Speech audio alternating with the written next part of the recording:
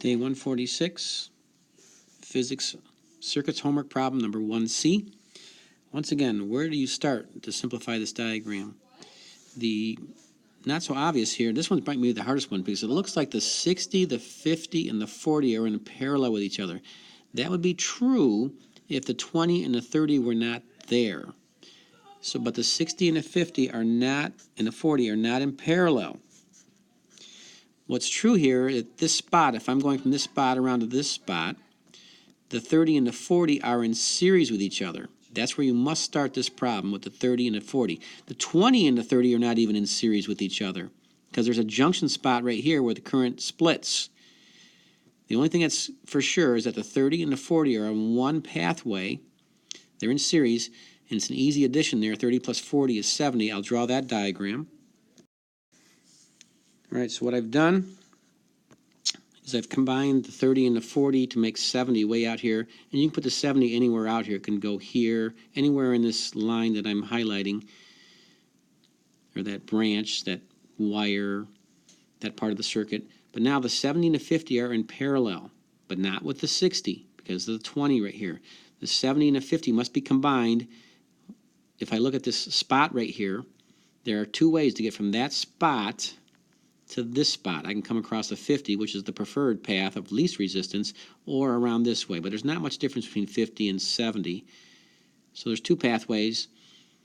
I'm going to use the rule for combining resistors in parallel, and that would be 1 over the total. Actually, let me do that over here to the left. So 1 over our total equals 1 over 50 plus 1 over 70. So the combined resistance of the 50 and the 70 is 29 ohms. So now I'll draw that diagram. So here we have the new diagram, which I mislabeled. I have to do some erasing here. This is not 70. It's supposed to be the 29 ohm resistor that I just put in there.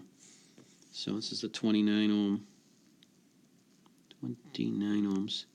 Because the 50 and the 70, I just computed, combined, they're in parallel, 50 and 70 in parallel. I'm replacing them with the 29 ohm resistor as I calculated over here.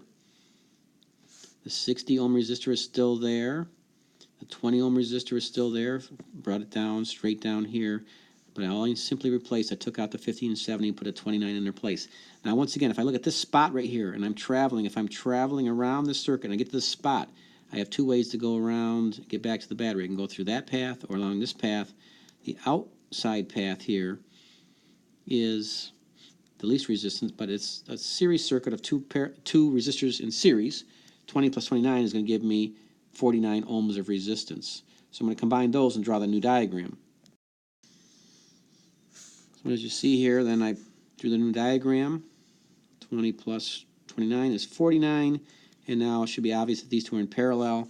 So the simple application of the rule is that 1 over 60, well, let me just do 1 over R total equals 1 over 60 plus 1 over 49. Number crunch that. Comes out to 27 ohms.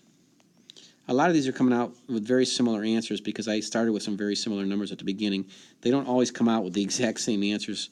These are not the exact same, but they're close. All three of these problems come out with close answers, but that's just because I've, like I say, started with some very similar resistors. So you draw your final diagram, and there it is at the very bottom. This diagram right here is our final diagram. That's my overall circuit resistance, 27 ohms. I'll fill that in up here at the top, 27 ohms. And now I need to find the current. I'll use blue for that. So I'm using Ohm's law, V equals IR. We have 100 equals I times 27 ohms. Once again, it's about 3 amps for this circuit. I'll be emphasizing or grading the diagrams, watching carefully to make sure you're drawing all the diagrams correctly, and then you do the final calculation. 3.7 amps That's my answer for up on the top here. But I've drawn all the proper diagrams, which will count for a lot of points on a test. So make sure you follow the rules for combining series and parallel resistors and get the practice. Double check or go back and review these videos if you need to.